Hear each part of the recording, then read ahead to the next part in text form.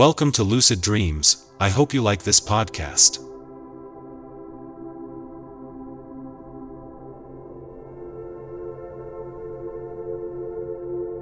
I am riding my bicycle with my youngest son Mikel back with his arms wrapped around my torso. As I ride down a sidewalk, my son begins to loosen his grip and wobbles unsteadily on the seat before falling off and hitting the ground.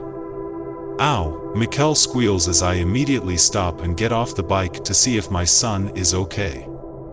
He struggles to get up, trips over his own foot and lands headfirst under a car parked next to the curb. Ow! Mikel squeals again as he pulls himself up with both hands on the ground.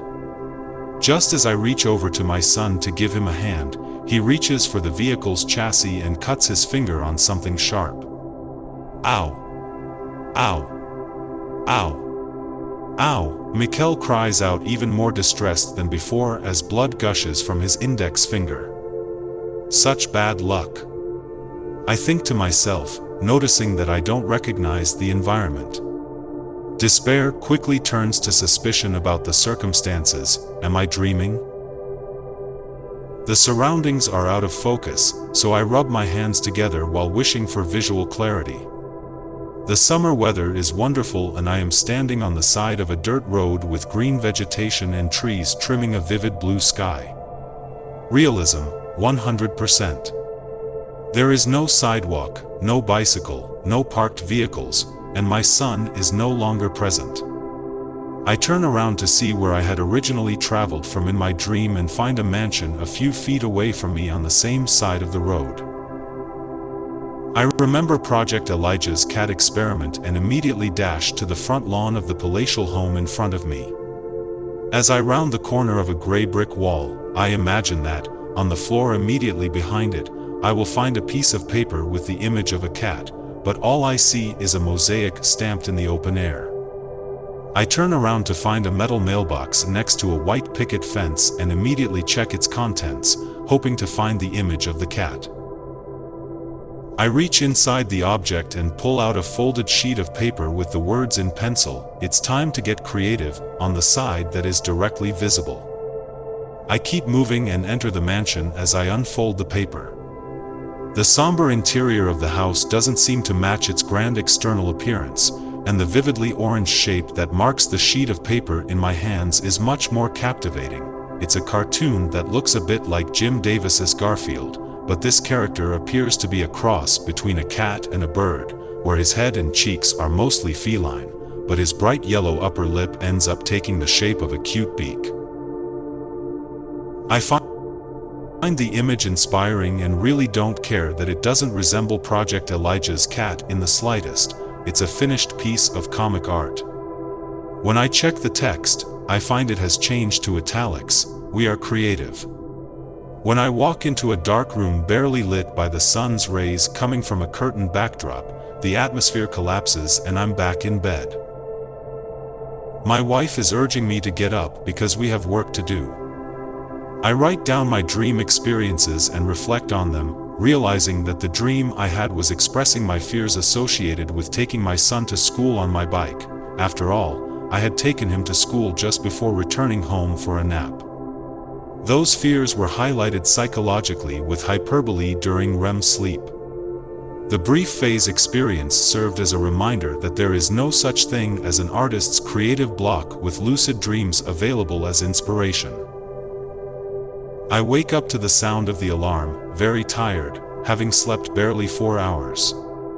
It's time to take my youngest son to school. I drop him off and return home an hour later to have breakfast in bed with my wife Stacy while we watch the new Melissa McCarthy movie Thunder Force on Netflix. My eyes feel heavy and I'm about to lose my cool halfway through the movie when Stacy turns off Netflix and suggests I take a nap while she continues with decorating the house. I briefly think it would be nice to have a lucid dream before falling asleep almost immediately. Phase state. I arrive inside a strange, dimly lit house and realize that I am standing in front of a fireplace. Realism, 45%.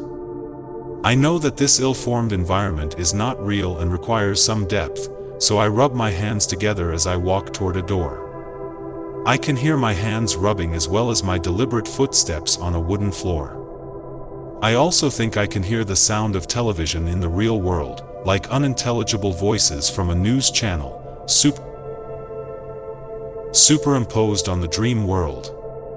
I have a sense that the walls around me mark what is immediately behind my skull, and what lies beyond is the objective, noisy world that might alter my subjective, phantom experience. As I walk through the door and enter a fading hallway, I do my best to stay grounded in the phased state, focusing on the sensations produced by feeling my phantom body and arching up to rub my surprisingly bare feet. I have neglected the notion of sound waves that can interfere with physical reality and stubbornly persevere in maintaining phase. Blind in one eye, I see a dead end in front of me in the form of a solid brick wall, which I magically penetrate with my body. There is some resistance. I feel like I am breaking through jelly and plunging my head into the malleable barrier obscures my vision. I struggle aggressively with an invisible force for a few seconds until I emerge into a vibrant interior environment. Realism, 105%. I am surrounded by pristine colors that sharply define a furnished room displaying doors leading to promising locations as I recall the Project Elijah text experiment. As I approach the nearest white door, which is ajar, I deliberately shout, "Yes. Yes. I need to find a book to read, to activate my hearing in addition to the tactility of my footsteps and a well-established sight." Entering a partially cluttered room, I notice a black and yellow book, identical to a dummy's book, amidst some objects on the silky white cover of a king-sized bed. I pick up the thick book, noting that its surface reflects light from a nearby window, and pay attention to the standard white text on the dark section of its cover. It reads, "Wohe of Stacy." I look around the room as I repeat the words and look back at the book's cover to find that its yellow parts are gradually turning orange and the black is turning silver. I open the book halfway to find pages full of text. Focusing on the side resting on my right hand, the following words stand out to me: "Sexually striked." I notice that the last word appears to be a misspelling of the word hit and, apparently, an erroneous past form of the verb, such as hit. Mission accomplished. I proceed to jump out the window and begin to gradually fall, in low gravity, onto a platform attached to the cream-colored side of the building and right next to a huge crane. Landing softly on a metal surface, I realize I am not alone. A colossal, faceless figure wearing a construction helmet with a prominent flashlight and sporting a high-visibility orange vest approaches and pushes me off the platform with one hand. Once again, I land softly on a lower rooftop that resembles an orange bouncy castle. I take off in flight to move around and explore peculiar structures of limestone buildings in the sun, in a generally mundane cityscape. I see a pumpkin-shaped dome, not rigid but billowing in the breeze like a tent canopy, and as I attempt to land on top of it, I end up falling through it to find myself at my previous address. I fall asleep.